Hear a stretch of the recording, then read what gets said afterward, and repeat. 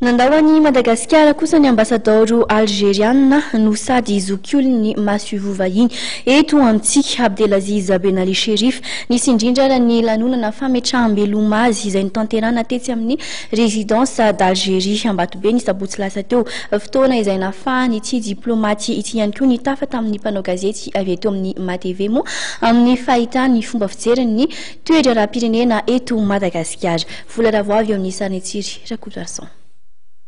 Manamafy ny tokony hamaranana ny krizy ny ambasadora algériana Abdelaziz Ben Ali Cherif. Ny fotoana valo taona sy tapany nipetrahany teto Madagasikara hoy izy dia nahafahany fantatra amin'ny ampahany ny fomba fisainana malagasy. Tsapa fa efa reraka ary mahatsiaro fa lava loatra ny krizy hoy izy ary ny ady rehetra dia tsy maintsy mifarana amin'ny fampiresahana ary heverina fa tokony hirosona amin'ny fifidianana. Nambarany fa tsy tokony ho sarotra toy izao raha toa ka nisy ny fifamelana ity krizy ity ary heverina fa tsy afaka hiroso tanteraka amin'ny famanan krizy raha toa ka tsy misy fifamelana sy fandeferana eo amin'ny mpanao politika malagasy. Mikasika amin'ny fampihaonana andatabatra boribory ny hery rehetra eto amin'ny firenena izay karakarain'ny FFKM dia laza ny ambasador'ny Algérie fa mazava ny toeran'ny fireneny. Tsy momba ny atsy na ny roa ary tsy mitsabaka amin'ny raharahatokantrano ny firenena iray ary tsy manan-kevitra ny Algérie momba ny fihaonana io fa saingy araky ny heviny manokana dia tokony hifantoka amin'ny resaka fifidianana hoy izy ny fihaonana. Heverin'ity diplomaty fa anisany etaeta mivondrona iraisam-pirenena ny hamaranana ny krizy ary hisorohana ny verimberenan'izany.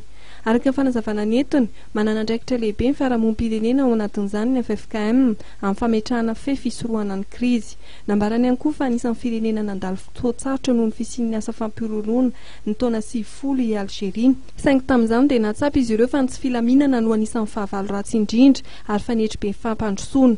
Momba ny raharaha 9 dia nilaza Andriamatoa Abdelaziz Ben Ali Cherif fa tsy tonga ho azy ireny ary betsaka koa ny lesony tokony ho raisina ao anatin'ireny tranga mampalahelo izay nanimbahan-javatra maro ireny. Ilaina hoy izy ny fialana amin'ny korotana satria roa taona isian'ny krizy dia tsy afaka harenina raha tsy ao anatin'ny 20 taona.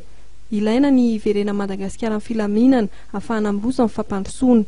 Ny alatsinainy teo nandao Madagasikara ny ambasador'ny algériana Andriamatoa Abdelaziz Ben Ali Cherif ary Andriamatoa Mohamed Alim no misahana amin'ny fiandreketan-draharaha eo anivon'ity ambasady ity mandravisian'ny ambasador vaovao.